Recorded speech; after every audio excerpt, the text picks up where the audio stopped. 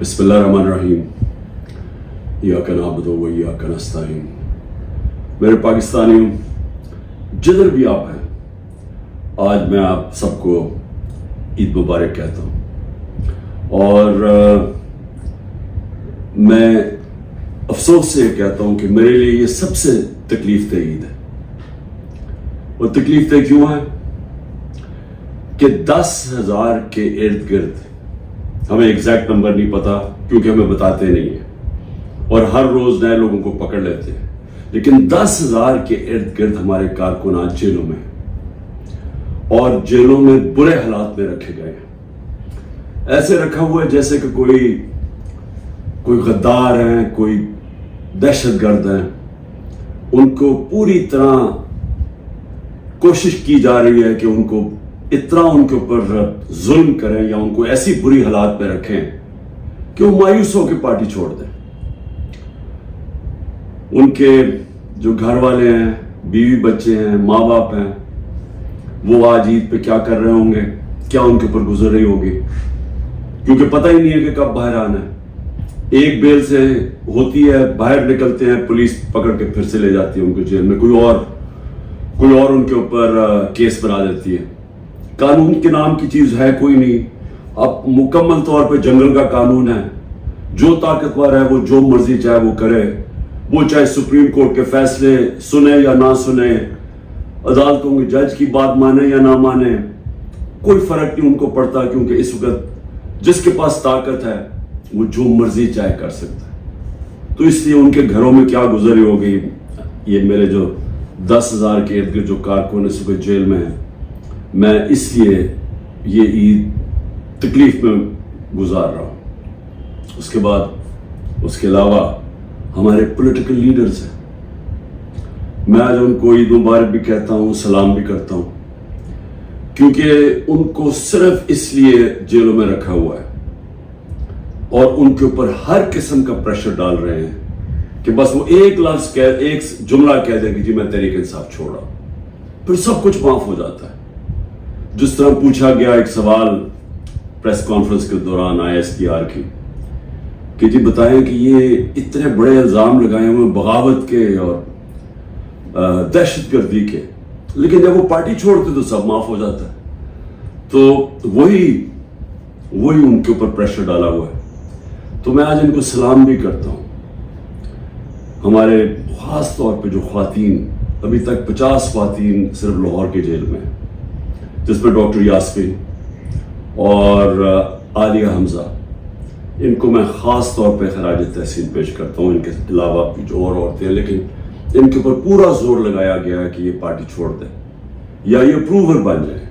Approver بننے کا مطلب کہ جی عمران خان نے ہمیں کہا تھا کہ وہاں جا کے جلاؤ گھراؤ کرو، تو اس لیے اگر وہ یہ کہہ دیں تو ان کو پھر جیل سے نکال دیا جائے گا. اور باقی جو میرے اسٹالورٹس ہیں، جس میں شریعہ افریدی ہے، جو اس کے اوپر جو گزری ہے، ان کی بیوی کو اٹھایا ساتھ، پھر بیوی کو پکڑنے اور بچوں کے ساتھ پکڑنے کی کوشش کی، اور جن حالات میں رکھا، وہ جو ڈیتھ سیل ہوتا ہے اس کے اندر چھوٹے سے کمرے میں توڑنے کے لیے اس کو، علی محمد جتنا پریشر اس کے اوپر، بار بار اس کو پھر جیل میں لے آتے ہیں. اور یہاں میاں محمود رشید، اعجاز چودھری، عمر چیمہ کی بیوی کو پکڑ کے جیل میں ڈال دی. اس کا کیا قصور ہوگا صرف توڑنے کے لیے کہ کسی طرح یہ کہیں کہ ہم تحریک انصاف چھوڑ رہے ہیں. اور میں جس طرح اپنے اور سٹالورٹس ہیں، میں ان کو آج خاص طور پہ آج سلام کرتا ہوں، عید مبارک بھی کہتا ہوں. اس کے علاوہ میں آج یاد کرنا چاہتا ہوں 16 لوگ ہمارے شہید ہوئے، گولیاں ماری گئی ان کو 9 مئی کے بعد.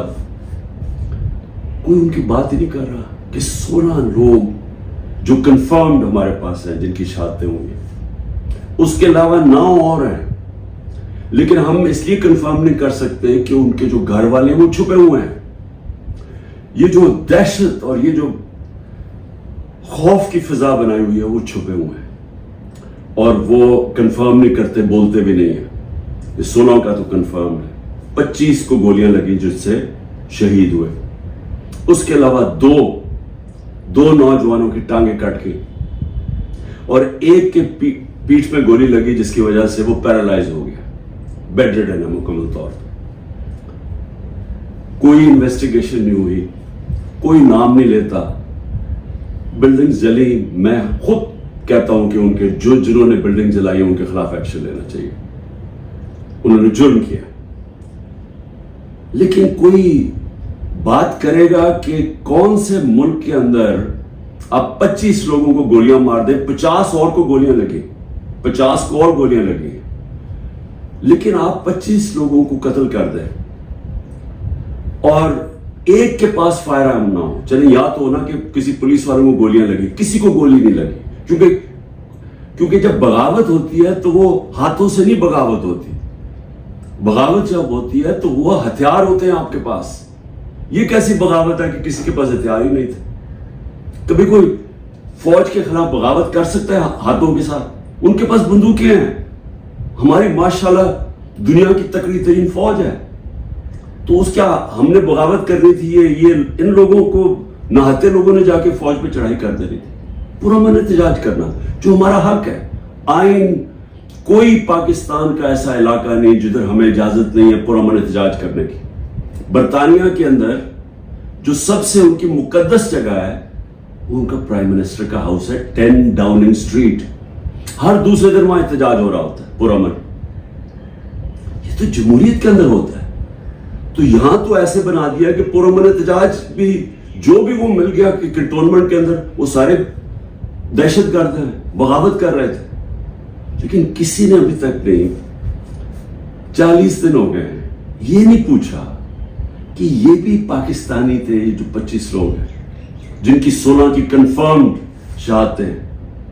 کوئی پوچھا نہیں. جو بچارے 2 لوگوں کی زندگیاں ضائع ہو گئی, ان کی ٹانگیں چلی گئی, ایک جو پیرالائز ہو گیا, بستر میں ہو گیا. کسی نے نہیں پوچھا کہ ان کا قصور کیا تھا. اگر یہ پرامن احتجاج کر رہے تھے تو کیسے گولیاں ماری ان کو؟ کیا کسی کے پاس کوئی ہتھیار تھے؟ کسی کے پاس ہتھیار نہیں تھے. اور یہ المیہ ہے ہمارا کہ طاقتور جو فیصلہ کرتا ہے وہی ہوتا ہے. طاقتور نے فیصلہ کیا کہ جناب یہ بغاوت انہوں نے کیا ہے, ان کو مارو. کسی نے نہیں پوچھا کہ ایک مہذب معاشرے میں کیا دوسرے کو بھی وقت ملتا ہے اپنی صفائی پیش کرنے کا؟ پھر صحافیوں سے جو ہو رہا ہے, عمران ریاض غائب ہے, ابھی تک کوئی پتہ نہیں کدھر ہے. 40 دن ہو گئے, ان کے گھر میں بچے ہیں, بیوی ہے. وہ کیا اس کا کیا جرم تھا؟ کیا اس نے بھی بغاوت کی تھی؟ کیا وہ اپنا موقف ہی پیش کر رہا تھا نا؟ تو کون سی جمہوریت میں اس کی اجازت نہیں ہے؟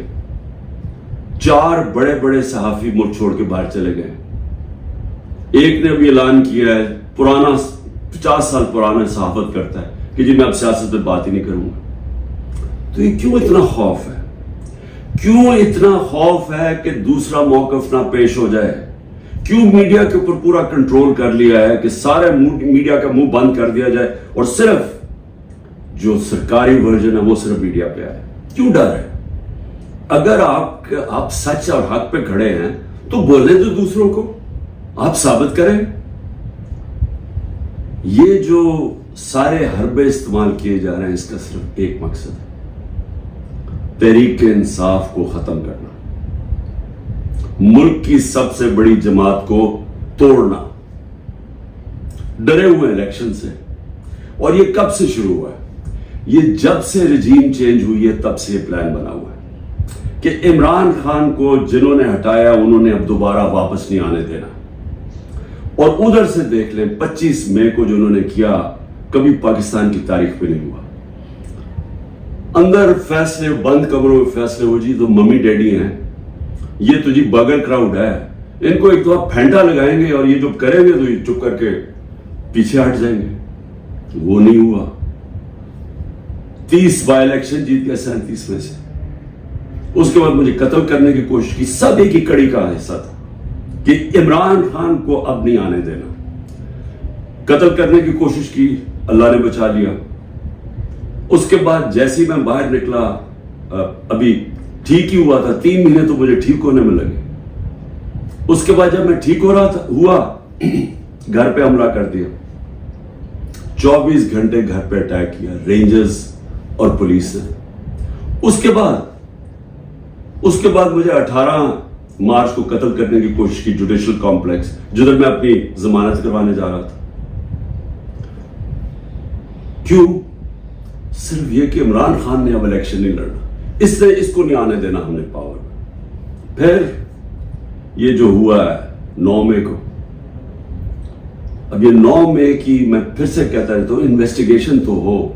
मैं ये कहता हूं कि चले मिलिट्री कोर्ट्स कर दे, चले इमरान खान को आप ये इन अदालतों में नहीं, मिलिट्री कोर्ट्स में ले, लेकिन उस मिलिट्री कोर्ट के अंदर मुझे मौका मिले, टेलीवाइज हो, सबको पता चले, मुझे अपना मौकफ पेश करने का वक्त दिया जाए।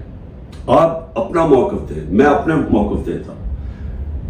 क्योंकि क्या हम सच और हक चाहते हैं कि पाकिस्तान में ऐसी चीजें आगे से ना हो, या सिर्फ और सिर्फ मकसद ये है कि किसी ना किसी तरह तहरीक इंसाफ को खत्म करें? इस ईद के ऊपर जितनी मैंने पाकिस्तान में मायूसी देखी है, मैंने अपनी जिंदगी में नहीं देखी।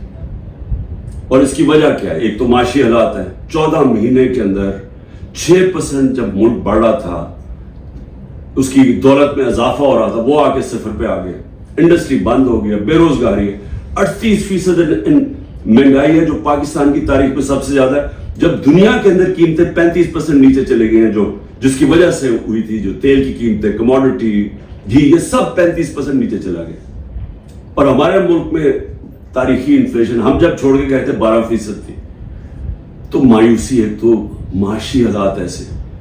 लेकिन असल मायूसी की वजह क्या है कि दुबई में जो इस मुल्क के नामवर बड़े बड़े डाकू हैं, वो सारे मिलकर दुबई बैठे हुए हैं और फैसला कर रहे हैं पाकिस्तान के मुस्तकबिल का।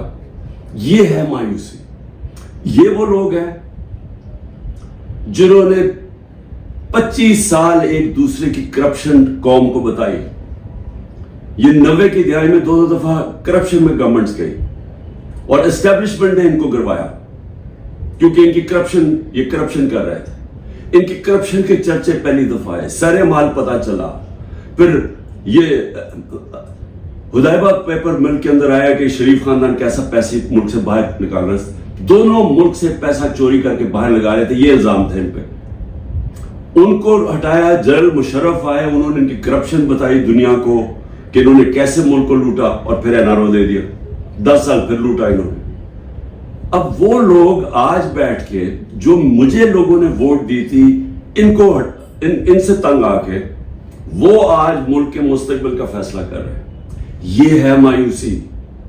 यही मुल्क की एस्टेब्लिशमेंट ने इनकी चोरियां बताई हैं। इन्होंने हमें, हमारे जैसे लोगों को बताया कि कौन से, ये जब फलाने मुल्क में गए तो वहां कौन सा जरदारी ने कॉन्ट्रैक्ट किया है। ये वो लोग हैं जिन्होंने पाकिस्तानी फौज को बदनाम किया मेमो गेट में और डॉन लीक्स में। ये वो लोग हैं जिनकी अरबों डॉलर बाहर पड़े हुए हैं। ये वो लोग हैं जिनके बाहर के अखबारों के अंदर इनके चर्चे हैं करप्शन के, किताबों के अंदर इनका बताया हुआ कि ये कैसे दोनों चोरी करते थे। ये आज सारे मिलके बैठ के मुल्क की मुस्तकबिल का फैसला कर रहे हैं। ये है मायूसी आज पाकिस्तान में। इसलिए लोग छोड़ छोड़ के जा रहे हैं। 9 लाख आपके प्रोफेशनल जब मुल्क से निकल जाते हैं, ये डॉलर से भी ज्यादा नुकसान है। जो डॉलर मुल्क से बाहर जा रहा है वो ज्यादा नुकसान है। पूछे, जब आपके मुल्क के अंदर क्वालिटी के लोग नहीं रहते, किधर से आप मुल्क चलाएंगे?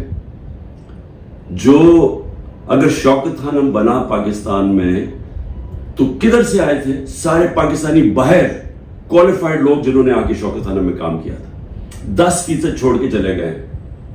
और जब उनको रिप्लेस कैसे करेंगे?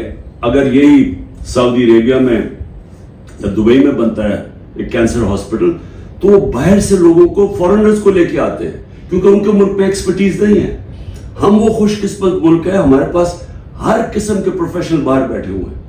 तो उनको पाकिस्तान लाना आसान नहीं होता। वो तब आते हैं जब उनको मुल्क पे इत्मीनान होता है। तो जो आज हालात है, ये अगर 10% शौकत खानम के कंसल्टेंट छोड़ के जा रहे हैं, ये हर जगह प्रोफेशनल्स जो 9 लाख लोग जा रहे हैं, ये अंदाजा नहीं कितना बड़ा नुकसान हुआ है पाकिस्तान को, और होता जा रहा है। اس کے علاوہ مایوسی یہ ہے کہ ہندوستان کا جو امریکہ کے ساتھ معاہدہ ہوا ہے، اگر یہ جو ہمارے یہاں اس وقت ذہن بیٹھے ہوئے ہیں، ان کو اگر فرصت ملے کہ تحریک انصاف کو کیسے ختم کرنا، اور ساری ایجنسیز لگی ہوئی ہیں، ملک کے سارے ادارے لگے ہوئے اس کو ختم کرنے کے لیے، اگر آپ کو فرصت ملے تو آپ کے خطرے کی گھنٹی بجنی چاہیے، کیونکہ بہت بڑا ہندوستان کے ذہن میں اب امبیلنس ہو گیا ہے۔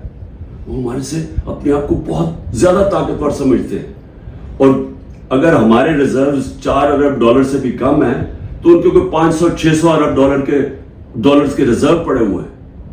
ان کے ٹیکنالوجی کے اندر وہ بڑی تیزی سے آگے جا رہے ہیں، اور انہوں نے جو کانٹریکٹ کر لیا ٹیکنالوجی میں، نیوکلیر پروگرام میں، سوچ لیں کہ آگے وہ کدھر جا رہا ہے اور ہم کدھر پھنسے ہوئے ہیں۔ ہم پھنسے ہوئے ہیں کہ ایک پارٹی کو انجینئر کر کے تو ایک پولیٹیکل انجینئرنگ ہو جائے، کھچڑی پک جائے، اس پارٹی کو اتنی ووٹ، اس کو اتنی دے، اس کو دے، تاکہ وہ سارے کنٹرول ہو جائیں اور اوپر بادشاہ سلامت ان کو کنٹرول کر سکے۔ یہ گیم چل رہی ہے، ملک کو کمزور کر، اس سے ملک اور مزید کمزور ہوگا، اور وہ آگے بڑھ رہے ہیں اور یہ سمجھ نہیں ہے کہ جب ایک امبیلنس ہو جاتا ہے تو خطرہ ہوتا ہے ملک کو، کیونکہ اگر روس نے اٹیک کیا یوکرین کو تو وہ سمجھے وہ یوکرین سے بہت زیادہ طاقتور ہے۔ ہمیشہ یاد رکھیں کبھی اٹیک نہیں کیا جاتا اس ملک کو جو وہ سمجھے کہ ہمارے برابر کے ہیں یا ہمارا مقابلہ کر سکتے ہیں۔ وہ تب ہوتا ہے جب سمجھتے کہ جی یہ تو بالکل ہی بیٹھ گئے، تھوڑا سا دھکا دیا یہ تو معاشی طور پہ ویسے ہی گر جائیں گے۔ اس لیے ہمیں سارے ملک کو سوچنا چاہیے، جس کی وجہ سے میں بار بار کہتا ہوں کہ میں اپنے لیے نہیں بات کر رہا، میں اپنی قوم کے لیے کہہ رہا ہوں کہ بات کریں۔ اس وقت جو اس وقت پاور تو اسٹیبلشمنٹ کے پاس ہے، ان کے پاس کیا پاور ہے؟ ان سے بات کرنے کا کیا فائدہ ہے؟ بات تو اس سے کی جاتی ہے جو پاور لے کے بیٹھے ہوئے ہیں۔ بات اس لیے کریں اپنے ملک کے لیے۔ ہم بڑی تیزی سے نیچے جا رہے ہیں، یہ جو پلان بنا رہے ہیں نا کہ معاشی آ جائے گی تو ادھر سے پیسہ آ جائے گا، کہیں سے ملک اپنے جب تک ملک میں سٹیبلٹی نہیں آتی، استحکام نہیں آتا، پالیٹکس سٹیڈی نہیں ہوتی، تو اس کے اندر تو کوئی معیشت اوپر جا ہی نہیں سکتی۔ تو اس لیے عید کے دن میں پھر سے کہہ رہا ہوں کہ جدھر ہم کھڑے ہوئے ہیں، یہ جو پروگرام بن رہے ہیں، جو دبئی میں جا کے یہ سارے منی لانڈررز، ایک دوسرے کو یہ منی لانڈررز کہتے تھے، ان کے اوپر سارے منی لانڈرنگ کے چارجز ہیں۔ 30 سال سے منی لانڈرنگ کر رہے ہیں۔ ہدایبہ پیپر مل منی لانڈرنگ پہ ایون فیلڈز کے اپارٹمنٹس انہوں نے خریدے ہیں۔ دوسرا جو زرداری ہے اس سے جو وہ خریدا ہے سرے محل، اور اس کے علاوہ جو ان کی باہر پراپرٹیز ہے، وہ ہمیں پوری بریفنگ دی گئی ہے اس چیز کی۔ یہ سارے پیسے یہاں سے چوری ہو کے باہر گئے ہیں۔ وہ ملک کیا فیصلے کریں گے؟ اور ان کے ساتھ اسٹیبلشمنٹ کھڑی ہے، اور پھر وہ کہتے ہیں کہ جی یہ دیکھیں سوشل میڈیا میں کیا، سوشل میڈیا عوام کی آواز ہے، کوئی کسی کو ذلیل نہیں کر سکتا، یہ ذلت اللہ کی طرف سے آتی ہے، یہ ہمارا ایمان ہے۔ کتنی کوشش کی ہے عمران خان کو اور پی ٹی آئی کو ذلیل کرنے کی، ذرا کریں نا آج الیکشن۔ میں چیلنج کرتا ہوں کہ ساری ان کو امپائر ان کو دے دیں، الیکشن کروا دیں۔ کیوں ڈر رہے ہیں الیکشن سے؟ کیونکہ آپ جو مرضی کر لیں، جب عوام کے دلوں میں ایک نظریہ آ جاتا ہے، آئیڈیا آ جاتا ہے، آپ اس کو شکست نہیں دے سکتے۔ انگریزی کا محاورہ ہے no force can defeat an idea whose time has come۔ جب ایک نظریہ آ جاتا ہے اس کو آپ شکست نہیں دے سکتے۔ آپ ڈنڈے مار کے، یہ بھیڑ بکریاں نہیں ہے کہ ڈنڈے ماریں گے، یہ مریں گے، ظلم کریں گے تو جو ایک دم یہ چپ کر کے بھیڑوں کی طرح آرام سے لائن میں لگ جائیں گے۔ یہ انسان ہے، انسان فیصلہ کر بیٹھے۔ جب بھی الیکشن ہوگا میرا چیلنج ہے تحریک انصاف جیتے گی، اور میں قوم کو کہنا چاہتا ہوں کہ یہ جو ظلم ہو رہا ہے اس وقت، اپنے ذہن میں ایک چیز تیار کر لیں کہ کبھی آپ نے خوف اور ظلم کی غلامی نہیں کرنی۔ میری نظر میں یہ شرک ہے۔ میں ہر قربانی کے لیے تیار ہوں۔ میں کبھی تسلیم نہیں کروں گا یہ جو پوری کھچڑی پک رہی ہے اور ہمیں سمجھ رہے ہیں کہ یہ خوف دلا کے، جیل میں ڈال کے، یا یہ جو میرے گھر والوں کے اوپر، بیوی کے اوپر، بہنوں کے اوپر، رشتہ داروں کے اوپر جو کر رہے ہیں، اگر ان کا خیال ہے کہ اس کی وجہ سے میں پیچھے ہٹ جاؤں گا یا ہاتھ کھڑے کر دوں گا، اس غلط، کیونکہ میں اس کو شرک سمجھتا ہوں۔ لا الہ الا اللہ کا مطلب اللہ نے ہمیں انسان کی غلامی سے آزاد کیا ہے۔ اللہ نے ہمیں اپنے ضمیر کے مطابق کہا کہ سٹینڈ لو، تو ہمیں کبھی یہ تسلیم نہیں کروں گا. اور میں قوم کو بھی کہتا ہوں، آپ نے کبھی یہ جو کوشش ہو رہی ہے کہ ساروں کو ڈرا دھمکا کے سب ڈر جائیں اور ہم یہ جو کھچڑی والا سیٹ اپ لے کے آ رہے ہیں ہمیں کنٹرول کرنے کے لیے، میڈیا کو سب کو کنٹرول کرنے کے لیے، جو منہ کھولے اس کو پکڑے جیل میں ڈال دو یا وہ وی کو ڈالا پہنچ جائے گھر میں، اور اس سے ہم چپ کر کے بیٹھ جائیں گے. میں اپنی قوم کو کہنا چاہتا ہوں، آپ کو بھی، میں بھی تیار ہوں ہر قربانی کے لیے، آپ کو بھی تیار ہونا چاہیے. اگر آپ اس ملک کے مستقبل کو روشن دیکھنا چاہتے ہیں، غلاموں کی کوئی زندگی نہیں ہے. میری نظر میں غلامی سے بہتر موت ہے. پاکستان زندہ باد.